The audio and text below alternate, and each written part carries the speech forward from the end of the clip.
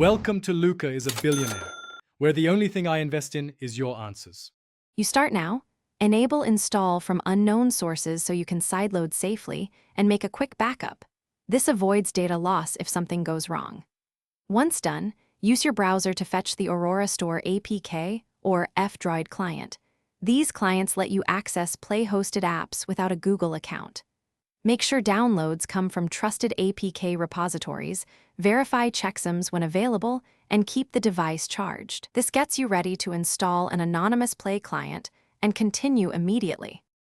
Install the APK you downloaded.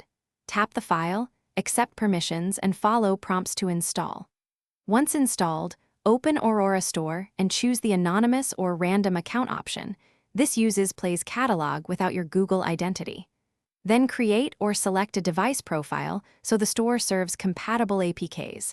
Allow storage and package installation permissions when requested. Make sure to review requested permissions. This is how Aurora accesses Play metadata and downloads apps signed by the original developers, keeping integrity intact. Now download apps through the client, tap Install, and let Aurora fetch Play-signed APKs. Updates will later appear in the same client. If an app requires Google Play services, either use micro-G to provide compatible APIs or run web alternatives. Some apps still won't function fully without official services. If an install fails, check permissions, free up storage, and verify APK checksums. One key troubleshooting tip: reboot after changing permission settings and try again. Often that resolves install.